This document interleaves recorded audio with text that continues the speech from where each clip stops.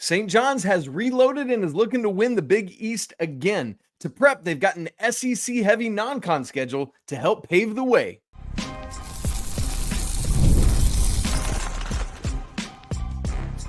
You are Locked On College Basketball, part of the Locked On Podcast Network. Your team every day. Hey there, what's up? Happy Thursday. Welcome into the Locked On College Basketball Podcast, the only daily national college hoop show out there. I'm your host, Isaac Schade. You're joining me at the place to get your college basketball content every single day. It's all part of the Locked On Podcast Network. Thanks so much for making us your first listener watch to get your Thursday going the right way. Want to remind you can catch every episode ad-free on Amazon Music. And I want to send a special shout out to all you everydayers out there and all the great members of the Locked On College Basketball Discord. If you're a junkie like me and you want to talk about college basketball more, join us in the Discord. The link's in the show notes. Coming up today, St. John's non-con schedule is out. We've had lots of non-con schedules out this week. We talked BYU yesterday. We're going to talk a couple more on Friday's show. Maybe Miami, maybe Notre Dame. But today it's St. John's. College Sports Commission, oh boy, they tried. They tried to shut out the collectives, and nice try. That ain't going to happen. I'll explain why this is good. USC, man, yet another preseason injury to another NBA player's son. Feels like it happens every offseason for the last 4 years or so. We'll talk about that. Some unfortunate news for Mr. Alijah Arenas. But here's where we're going to start today. As I said, we're looking at St. John's non-con schedule. For those of you watching on YouTube, I'm actually going to pull it up so you can look at it as I talk about it. Let me run us through it, and then I'll give some takeaways. First off, there are 11 games in the Big East schedule. In the Big East non-con schedules, because the Big East conference schedule is 20 games, and you still this year get 31. That'll adjust to 32 next year. So right now, St. John's doesn't have any official exhibition games on the books. None of those are put out. However, there are rumors that they will play Michigan in an exhibition, and then one of which will be in Queens, the other at the Garden. I'm guessing it's the Michigan game that'll be at the Garden. As for the actual 11 games that count, here you go. On opening day, Monday, November 3rd, St. John's will host Quinnipiac. Then that's Saturday, November 8th against Alabama at the Garden. And then Saturday, a week later, November 15th, hosting William and Mary. That next Thursday, November 20th against Bucknell. Then it's off to the Players Era Festival on Thanksgiving week. On Monday of Thanksgiving week, that's November 24th. St. John's will play Iowa State. They're in Vegas. The next day, Tuesday, they will play Baylor. And then either Wednesday or Thursday will be their third game. We'll talk more about that in a minute. Following that, the next game will be Saturday, December 6th against Ole Miss. That's at MSG. And then Saturday, December 13th at MSG against Iona. And then Saturday, December 20th against Kentucky down in Atlanta as part of the CBS Sports Classic. Wrapping it all up on Tuesday, December 23rd against Harvard to wrap up. That was not a good Boston accent at all. I'd like to apologize to everyone I've offended. I'm not good at accents. And now you know. My name is not Jay Farrow. Man, that dude, he's great at accents. So anyway, there you go. There's the 11 games with 5 high major opponents. I lost track of it. Bama, Iowa State, Baylor, Ole Miss, Kentucky, 6, because the third Players Era Festival game will also be. So 6 high major opponents and 5 bye games. The first place we got to start, man, how about it? Coach Pitino playing 2 of his previous schools in back-to-back games in December. As you notice there are 4 December games. It's crazy they'll only play 4, but 3 of them are back-to-back Saturdays, the 6th, 13th, and 20th. But on the 13th, St. John's will play Iona at MSG, and then the next Saturday, the 20th, they will play Kentucky. Now, somewhere, I feel like Louisville should be on the schedule too. What happened there? Let's just get all the Rick Pitino schools in here. But really cool stuff. So that Saturday, the 13th, playing Iona. Reminder, these schools are so close together, just like 18 miles between them. This will be the first time these two schools have played since 2017. Really cool. But then the big daddy, St. John's and Kentucky. All due respect to Carolina and Ohio State in the other game of the CBS Sports Classic, and to UCLA, who's not doing the event this year. This is incredible. I know we talked about it back when this news dropped, but St. John's, Kentucky, both teams, I mean, it's cool just because of the Rick Pitino of it all, but it's even more cool because both teams should be very, very good basketball teams, and absolutely can't wait to see it. And it's funny, though, I keep forgetting just because CBS Sports Classic is always Kentucky, UCLA, North Carolina, Ohio State. I keep forgetting that St. John's is taking UCLA's place in it this year. But I got to get that through my thick skull. And there we go. Now, another very interesting part of this whole thing is that of the 5 known high major opponents, again, there will be a 6th, the third game of the Players Era Festival. 3 of those 5 are all SEC schools: Alabama, Ole Miss, and Kentucky. Obviously, excuse me, they didn't choose Kentucky. That was given to them as the CBS Sports Classic team. But Alabama, Ole Miss, those are teams that were chosen. I love we finally are starting to get good games on the opening day on Monday, November 3rd. But also that first weekend is pretty great too. We're going to get Alabama, St. John's on Saturday. I know we've got other good games. The only other one that's coming to my mind right now is North Carolina, Kansas that Friday night. So we're going to have good games that opening weekend. And so excited to have St. John's and Bama as part of that. I think Bama is probably not going to be quite as good as they've been in the past couple of years, but I mean, still top 25-ish level team. Should be a great game there in the world's most famous arena on Saturday, November 8th. As for the Bama game and the Ole Miss game, the Alabama series is the front end of a home and home. This hasn't been 100% confirmed, but John Rothstein reported it back in the spring, back in May, when they announced this.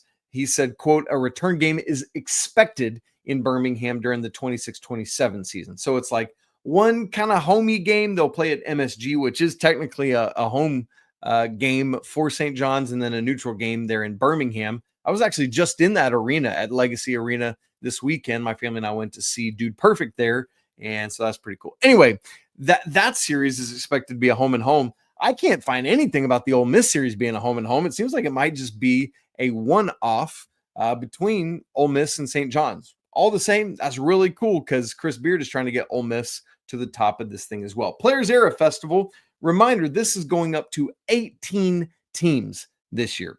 And so that first game, again, I just lost it, against Iowa State, second game against Baylor, and then it's any one of 15 other schools they could play in that third game. Alabama, which hopefully they wouldn't do that because that would be a rematch of the second game of the season. Auburn, Creighton, Gonzaga, Houston, Kansas, Maryland, Michigan. Hopefully they wouldn't do that either if that's a repeat of an exhibition. Notre Dame, Oregon, Rutgers, San Diego State, Syracuse, Tennessee, UNLV. So there's no end to all the cool matchups that could happen in that third game. It's weird how they're doing it. It's just based on like results from the first 2 games, but it's like, how's that going to work? Because you could have multiple teams that are 2-0, and who do you put in the championship? They're going to have to do, score differential, all sorts of stuff to figure that out. But regardless, it's going to be a great third Players Era Festival matchup. It could be a 4th SEC team. You've got Auburn and Tennessee in there as well. So we'll see what happens. But we're going to learn a lot about all those Players Era Festival teams, honestly, as we get so many high-level matchups. 3 games for the Johnnies in Madison Square Garden: Alabama, Ole Miss, and Iona. Makes sense. That'll be really cool. But here's the other thing you need to notice about this non-con schedule: no true road games. And I get it. They're going to play 10 in Big East play because you play a true round robin, 10 home, 10 away. I'm just not a fan of, look, I feel like it was Coach K that always made the argument, you don't play NCAA tournament games on the road. True, you play them on neutral sites. But I feel like you learn a lot more about your team and prepare yourself by playing on the road. And also, might I add, the way, for example, with St. John's, 10 of their regular season games are going to be on the road in Big East play. The way you set yourself up for a good NCAA tournament seed is by winning on the road. How do you win well on the road in conference play? You test yourself in non-conference play. St. John's is not doing that. I don't love it, but I know that different reasonable minds can disagree on that. That's just where I'm at. I even thought, hey, maybe one of the exhibition games could be on the road, true road game. But it doesn't seem like that's going to happen. The rumors are that it's going to be one game at each home arena, one there in Queens and one at MSG. So I don't know. No true road games. I don't like it, but fine, whatever. All right. Predictions for this thing. I'm going to say 9-2 is kind of where St. John's needs to land. If they're going to have the type of season that they think they're going to have, maybe even 10-1. I think 11-0 is unreasonable because you're going to get clipped at some point. That's just basketball. And it's not like it's pushovers, right? Like the high major games we know of are high level, right? Alabama, Kentucky, Iowa State, Ole Miss, Baylor. Those are all varying degrees of difficult game, with probably Kentucky being the best team out of that group, but who knows who's going to pop in there. None of those games are going to be walkovers. And also, again, we don't know who that third Players Era Festival game is going to. I mean, it could be Houston or somebody crazy good like that. So we'll see. But so because of all that, I think St. John's drops 2 games. Again, I've got a little bit of concern about the point guard position. And so I think 9-2 is great and is where I would put the Johnnies. If you gave me over under 9, I don't know what I'd do with that. I feel like I'd go over because 8-3 doesn't seem good enough for what St. John's should be. So that's what I'll do. 9-2, give me that for St. John's non-con schedule. What would you go with? I'd love to know. All right. College Sports Commission tried to come down hard and heavy on the collectives a couple weeks ago. And I'll just say this word. Nope. And we'll talk about that right after I tell you about FanDuel. Y'all, summer sports are in full swing. And whether you're all about baseball under the lights, golf on the green, or high-stakes soccer action, FanDuel is the best way to make every game more exciting. I mean, you're already following the action anyway. Why not just make it more thrilling, more engaging? With FanDuel, you can get in on the game while your friends are off at the beach getting sunburned. And you can use FanDuel to track your favorite matchups, and the app keeps it fresh with daily new promotions and fun ways to bet. It's easy to use, it's fast to pay out, and makes even regular season games feel like must-watch moments. So whether you're placing a same-game parlay or watching a bet ride right on into the 9th inning, FanDuel makes it always feel like you're part of the action. How about some early Wooden Award odds? Braden Smith of Purdue leads the way at plus 400, followed by Kansas's Darren Peterson at plus 850, Cam Boozer plus 1100, and then BYU's AJ DeBansa and Texas Tech's JT Toppin tied at plus 1200. You new to FanDuel? Cool. Place a $5 bet, and if that first bet wins, you're going to get $150 in bonus bets. That's awesome. So open the FanDuel app today or visit FanDuel.com/lockedon to get started. As a reminder, back on July 1st, the House settlement initiatives all went into effect. Part of that is a new entity called the College Sports Commission.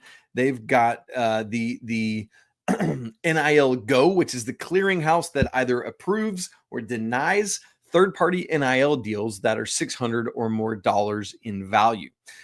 And so that all started July 1st. A couple weeks after that, the CSC, the College Sports Commission, came out with some more language, basically saying that they were banning all third-party NIL deals that were originated by collectives, basically saying, hey, these are fine. You can send them our way, but we're going to red light most of them.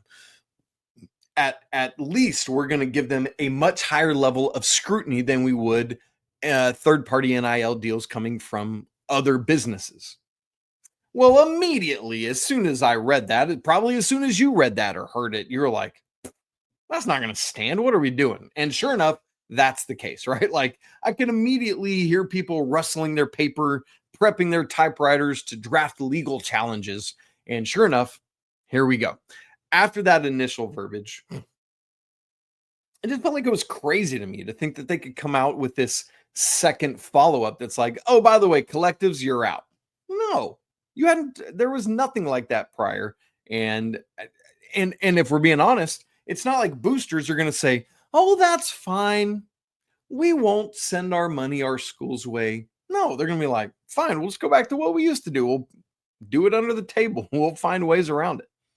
And so thankfully, that is not going to happen, because the good news, as Yahoo's Ross Dellinger reported on Tuesday, is that, quote, attorneys for the House plaintiffs have struck an agreement with the power conferences and NCAA officials to amend the decision-making from the industry's new enforcement arm, the College Sports Commission, related to how booster-backed collectives can compensate athletes. Dellinger goes on to say, as part of the agreement, the CSC is expected to treat collectives or any, quote, school-associated entity, end quote, in a similar fashion as other businesses when determining the legitimacy of third-party NIL deals submitted to the CSC's NIL Go clearinghouse.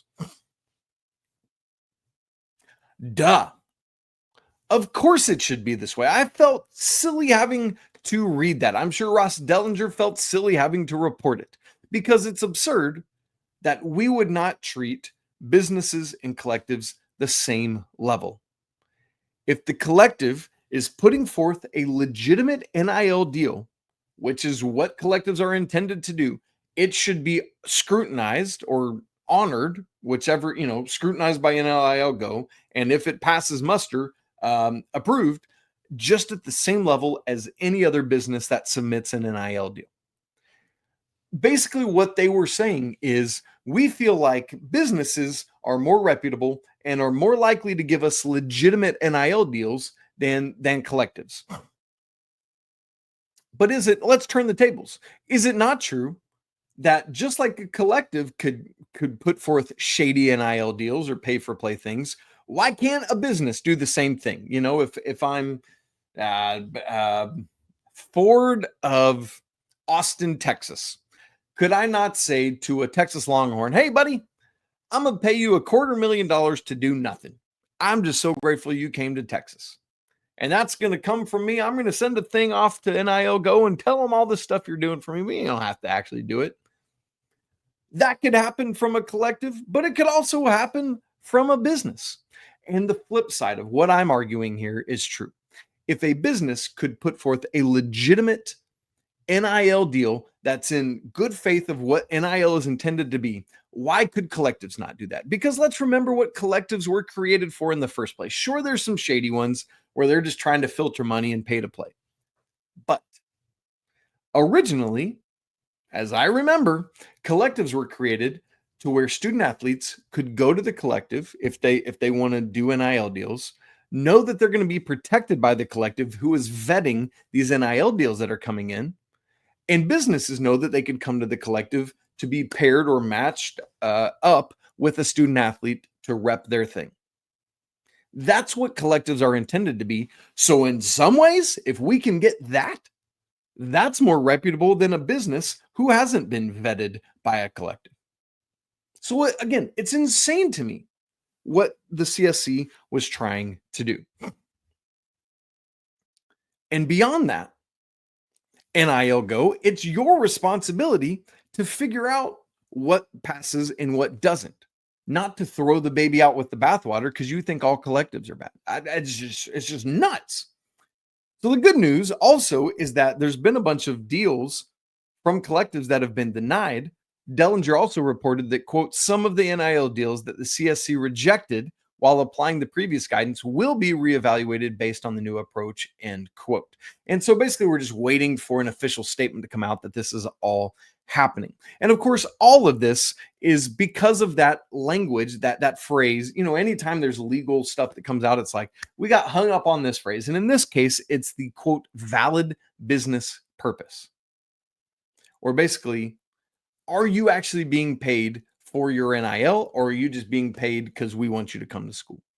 If they can prove a valid purpose, which is the essence of what NIL is intended to be in the first place, then I don't care if it comes from the boogeyman or Jesus Christ himself. Like, if it's legit NIL, it should be counted. And that's what this is achieving. And so I'm very grateful for it. Now, if you want to talk about pay for play as like, hey, that's professional sports, cool, but that's a whole other conversation. And I also like this because I think this is going to open up more opportunities for students in non-rev sports to get those NIL deals that were maybe going to go away. So anyway, unequivocally, this is the right decision to go back and fix this and allow collectives to be part of all of this, considered at the same level as other businesses. And by the way, I've also seen, I think On3's reporting talked about this, that NIL Go has been backlogged and is really slow getting decisions out. NIL Go is not the NCAA, but that's very NCAA to backlog this. We got to be getting these out in the appropriate amounts of time. I've read stories of people like the NIL deal was offered and the event or whatever it was passed before they found out if it was a go or not. That's not cool. NIL Go, yeah, I got to get this figured out, man. Got to get it going. If you need more people, hire more people. Use NIL deals. Whatever you got to do is make it happen.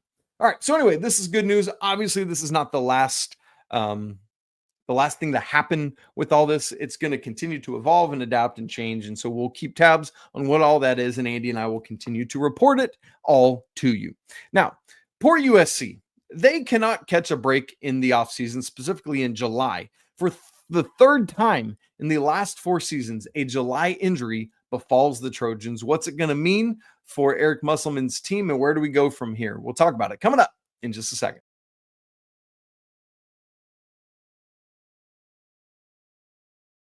Poor USC, man. They are plagued by a July injury again. At this point, this is very tongue-in-cheek. USC should just not practice in July. I mean, it's just bad. Alijah Arenas, top 10 freshman in this class coming in, suffers a knee injury and is going to need surgery. USC announced on Wednesday that expects to keep him out 6 to 8, not weeks, months. That is tough news. Let me give you a reminder of the recent history of USC July injuries. July 1st, 2022, Vince Iwuchukwu, who's now at Georgetown, by the way, had a cardiac arrest moment.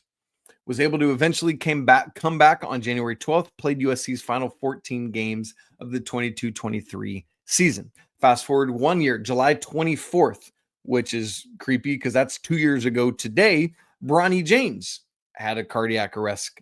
I can't say that phrase, cardiac arrest. He missed the first 8 games of the 23-24 season, started playing on December 10th.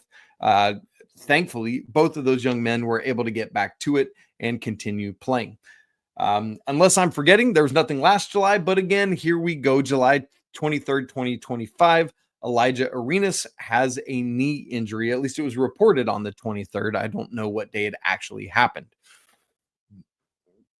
So after, he's going to have surgery, going to be out 6 to 8 months. The short end of that range, 6 months, is the end of January. 8 months is the end of March. And I don't think USC is going to be playing at the end of March. So if it's the long end of this, poor Alijah Arenas is going to miss his entire freshman season. How weird that for the second time in 3 seasons, the son of an NBA player suffers a July injury and has to miss some amount of time for USC. I mean, it's absolutely crazy to see this happening again. Coach Muss says this, quote, Alijah is a tremendous worker, teammate, competitor, and person. He is understandably disappointed that he will not be able to take the court to start the season. Interesting.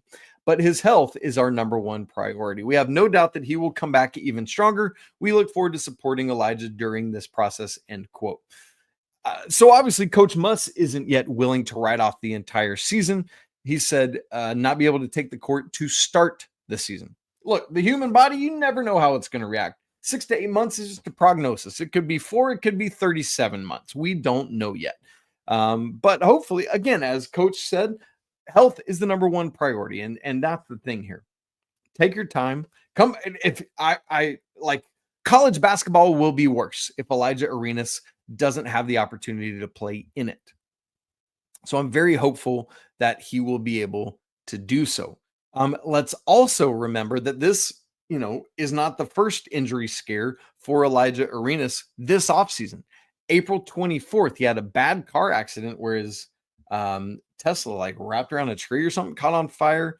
And so because of the smoke inhalation, he was placed into a medically induced coma. And then there was like, remember, it was like, oh gosh, Alijah Arenas, this is terrible. Like, what's going to happen? And then he was home like a week later. Like, incredible stuff from his body there. And so hopefully that's the case again. Heals very, very quickly. But all of that brings up the question, what does this mean for USC? We never really had that with that first injury because it was done and gone so quick. But this one will not be done and gone so quick. For those who might not remember about Alijah Arenas, he's a 6'6", 195-pound guard, like kind of wing player. He's a 5-star, 10th overall at 247. He's a McDonald's All-American. All of that was him. And man, if he's not done for the season, it's going to be the vast majority of the season. And so it's like, how much is he able to work in? Does it even make sense to? And so we'll keep our eyes on all of that. My expectation coming in, and I know not everyone will have the same starting lineup, but that it was going to be a backcourt and wing situation of Alijah Arenas, Rodney Rice coming over from Maryland, and remember Chad Baker-Mazara from Auburn is now a USC Trojan. I imagine those guys were going to be the starting 1, 2, and 3 in some form or fashion. Obviously, that's not going to be the case now with Arenas out. My first thought is that Jordan Marsh steps in. He's undersized. He's 5'10", transfer from UNC Asheville. But I wouldn't be shocked at all. I mean, heck, maybe they don't keep it small. Maybe they just go jumbo and only have like Rice and CBM. I don't know if that makes sense from a backcourt standpoint, though. So anyway, it's going to have to evolve. That's the thing. Whether Arenas was starting and playing 30 minutes a game, whether he's coming off the bench and playing a ton, his absence is going to be felt in a critical way. And I hate that I'm going to say this, but I don't know that there will be enough season left either to make it worth it for him to come back, or for when he does come back, that he will be able to work himself back up to game speed and matter in any sort of tangible way for the Trojans. That's a bummer. So again, it's another thing for us to keep our eyes on, see what happens with it. If I'm being honest, I did expect USC to take steps forward this year, but I didn't expect them to be top 5 in the Big Ten. And so it's a blow, but it's not a blow to a team I would call a contender by any stretch of the imagination. So that means somebody's got to step up. Somebody's got to step forward. Somebody's got to be a dude. Somebody's got to fill Alijah Arenas' role. Everyone has to rally around him, keep his spirits up, keep him around the program and doing everything he needs to do. So, man, again, hate this for USC, that they suffer and experience this again. This is not fair. You shouldn't have to experience all of that, but they have, and they've done so. So we'll keep tabs on Alijah, and here's to a speedy recovery, young man. I will toast my water to you and take a sip of it. All right, guys, that's it for Thursday's show. Thanks so much for being here. Make sure you subscribe to Locked On College Basketball on all your podcast platforms, both video and audio, so you don't miss a second of the show. If you're not part of the Locked On College Basketball Discord, we'd love to have you in there. It's a great place to be. The show notes, the link, is in the show notes. Free to join. Come on, man. Be part of it. As always, I want to say apologies to the Lawyer family. Let's go Wild Popes. Cheers to the McBruins. And until Friday, peace.